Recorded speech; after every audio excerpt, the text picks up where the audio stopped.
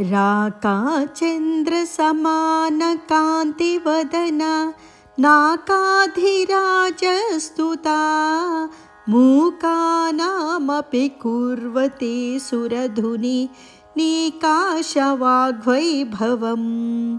श्रीकाञ्चीनगरी विहाररसिका शोकापहं त्रिसताम् एका पुण्यपरम्परा पशुपते राकारिणी राजते। जाता शीतलशैलतः सुकृतिनां दृश्या परं देहिनां लोकानां क्षणमात्रसंस्मरणतः सन्तापविच्छेदिनी। आश्चर्यं बहुखेलनं वितनुते नैश्चल्यमाबिभ्रति कम्पायास्तटसीम्नि कापि तटिनी कारुण्यपाथोमयी। परामृतझरी प्लुता जगति नित्यमन्तश्चरे ऋणामपि बहिश्चरी परमसंविदेकात्मिका। महद्भिरपरोक्षिता सततमेव काञ्चीपुरे ममान्वहमहं मतिर्मनसि भातु माहेश्वरी। चराचरजगन्मयीं सकलहृन्मयीं चिन्मयीं गुणत्रयमयीं जगत्त्रयमयीं त्रिधामामयीं परापरमयीं सदा दशदिशां निशाहर्मयीं परां सततसन्मयीं मनसि चिन्मयीं शीलये। भवाम्भोदौ नौकां जडिमविपिने पावकशिखाम् अमत्येन्द्रादीनामधिमुकुटमुत्तं सकलिकां जगत्तापे ज्योत्स्नाम् अकृतकवचपञ्जरपुटे शुकस्त्रीं कामाक्ष्या मनसि कलये पादयुगळीम्। पराविद्या हृद्याश्रितमदनविद्या मरकतप्रभानीला परवशितशूलायुधमनाः तमः पूरं दूरं चरणनतपौरन्दरपुरी मृगाक्षी कामाक्षी कमलतरलाक्षी नयतु मे। समरविजयकोटि साधकानन्दधाटी मृदुगुणगणमणिपेटी मुख्यकादम्बवाटी मुनिनुतपरिपाटी मोहिता जाण्डकोटी परमशिववधूटी पातु मां कामकोटी। यस्या वाटी हृदयकमलं कौसुमीयोगभाजां यस्या पीठी सततशिशिरा शीकरैर्माकरं दैहि यस्याः पेटी श्रुतिपरिचलन् मौलिरत्नस्य काञ्ची सा मे सोमाभरणमहिषी साधयेत् काङ्क्षितानि।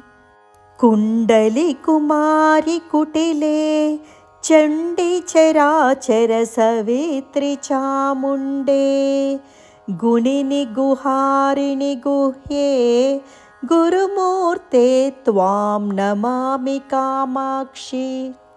अभिधाकृतिर्भिधाकृतिरचिदाकृतिरपि चिदाकृतिरात्मः अनहं ता त्वमहं ता भ्रमयसि कामाक्षि शाश्वती विश्वम्।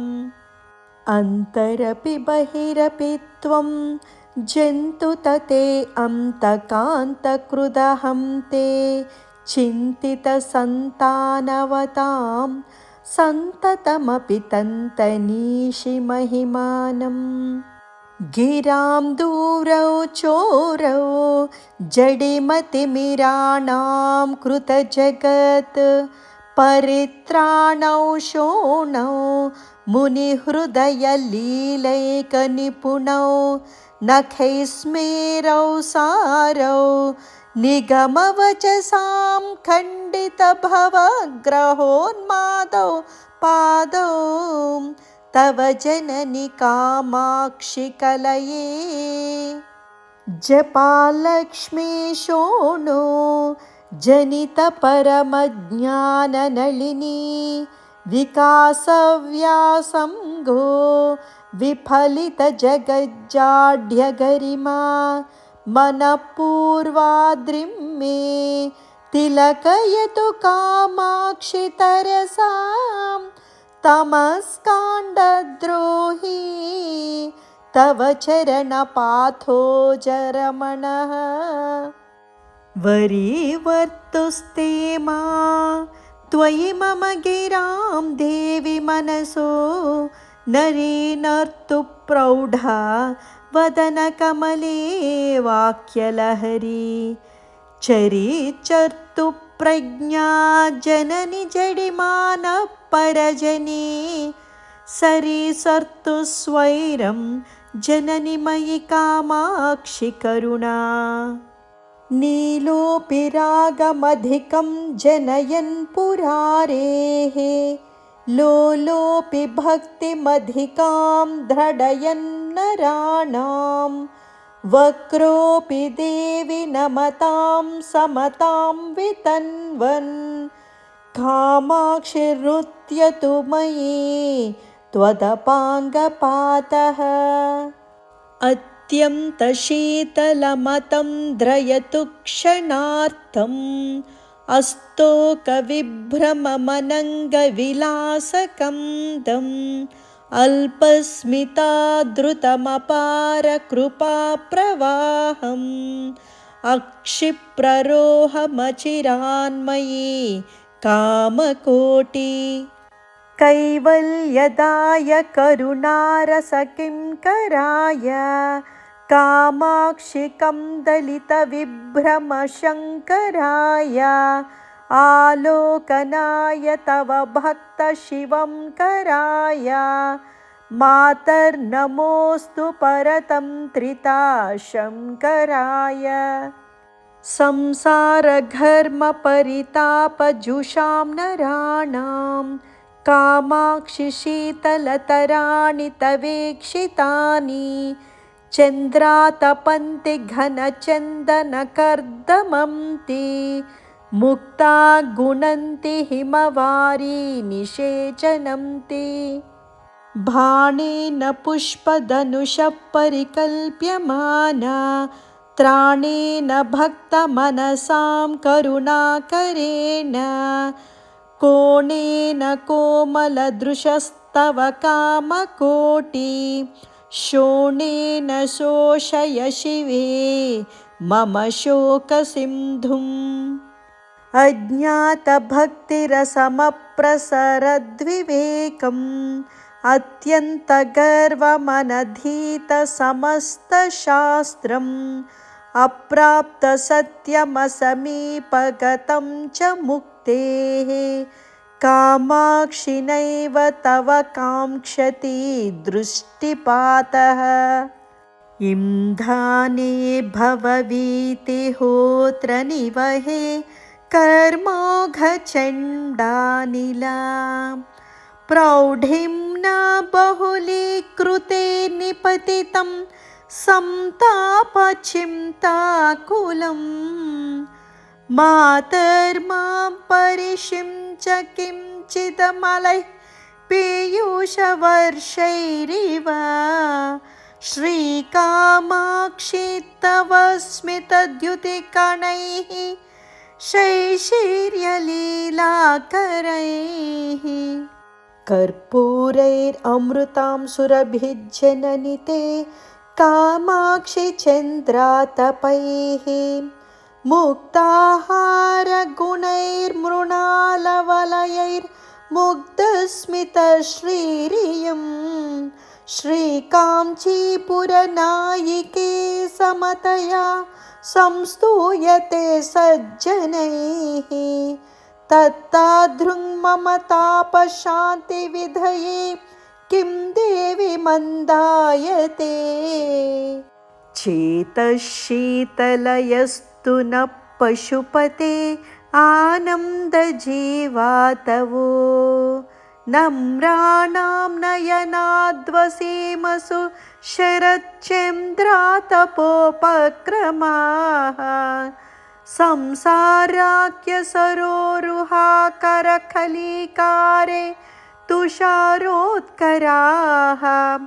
कामाक्षी स्मरकीर्तिबीजनिकरा स्त्वन्मन्दहासाङ्कुराः सूतिश्वेतिमकन्दलस्य वसति शृङ्गारसारश्रियः पूर्तिसूक्तिझरीरसस्य लहरी कारुण्यपाथो निधेः वाटिकाञ्चन कौसुमी मधुरिमा स्वाराज्यलक्ष्म्यास्तव श्रीकामाक्षी ममास्तु मङ्गलकरी हासप्रभा चातुरी क्रीडालोलकृपासरोरुहमुखी सौन्धाङ्गनेभ्यः कवे श्रेणीवाक्परिपाटिका मृतझरी सूतिगृहेभ्यः शिवे निर्वाणाङ्कुर सार्वभौमपदवी सिंहासनेभ्यस्तव